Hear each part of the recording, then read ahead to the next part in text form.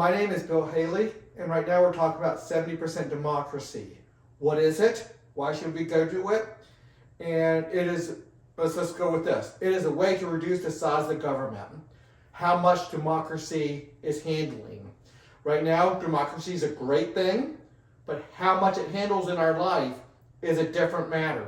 We should discuss what we should put under democracy and what we should leave to the people in the free enterprise system. So why? So first of all, here's some of the bullet points about 70% democracy. We'll go over those in a little bit. The bigger the government, the smaller the citizen. Dennis Prager is famous for putting this out there. That's one of the problems that we had with slavery.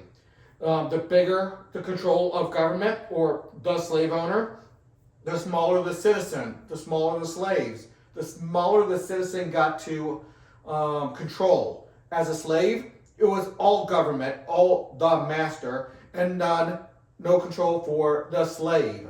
The slave master might have given the slave, if he was good, well behaved, a little bit more autonomy, a little bit more liberty to do what he wanted to do.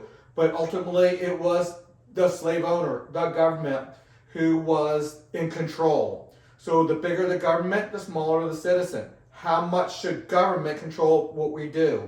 So ultimately there. So let's discuss some of the issues. 70% of democracy, we want to increase the representative percentage in order to govern. So instead of just a simple majority, we should go with 70%. And I want representatives of 70% of the people, not just 70% representation of the representatives, because each representative is not necessarily good representing the same amount of people or representing all their people. So there's a big discussion right there, and you should go to competitive representative agencies, one of my other videos here. You'll be able to find it in any of my social media or at Haley2024.org. So let's discuss some of the big issues. Democracy should always be limited to only a few key factors in society. Law enforcement, the military, and the like. Not even the roads. They have oversight over the roads, but not so much doing the roads.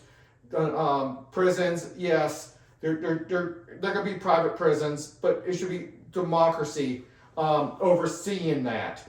So another one of my things is from government to societal oversight, making government more a societal oversight role. And that's what this 70% democracy does. So a 40% vote repeals laws or limits the scope of laws, which is highly important. So if you can't get 40% just to repeal it all out, because we do need something there in that aspect of government, we could lower the scope of those laws, reduce down the size of that program. There's a lot to go in on that aspect alone. So the new constitution that would create this situation would require citizens to handle specific current government responsibilities within the free enterprise system. Let's say education or the roads or some of the other ones. You'll be able to look through my website to see all that. A war outside of American borders requires a 70% vote. However, a war against an enemy attacking on American soil or approaching American soil is a constitutional obligation of the commander-in-chief without a vote. That's currently what happens. If we had an enemy land on Florida or Washington State or wherever the case may be, we do not have to have a declaration of war. The president, the commander-in-chief, can immediately use our armed forces to repel that. The constitutional law, newly amended if we do this, the Constitution, newly amended, should lay out a limited number of and limited in scope government obligations that must be done. So what the government must do. So it should do two things. Say certain things that the individuals, the free enterprise society should be required to handle. Again, the education, the roads, and the like, and the number of things that the government must do, the police, the military, and so we should limit it. We should lay that out in the new Constitution a lot more than our current Constitution. So I love our new Constitution, but it's allowed much a bigger government than we should have, in my opinion at least. If those limited, so we're going to talk about what happens if those limited items that government must do, the military, the cops, and the like, if those things cannot achieve a 70% threshold because we used to have fighting among the Democrats and the Republicans against the legislative branch, we have too much fighting. So we set up a multi-step voting system, and if the Constitution requires that item to be done, then all the representatives comes up with 5 proposals, and that's all measured by representative approval, and those 5 becomes the options available.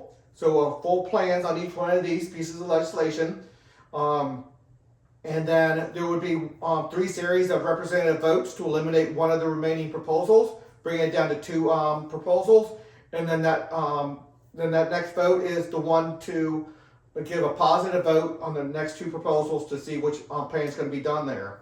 So an example of this is about a dozen years ago, we had one of our congressional districts, or the congressional district map in Virginia was declared unconstitutional for whatever silly reason the Supreme Court or the district court said it was, even though I think that was bad law, regardless.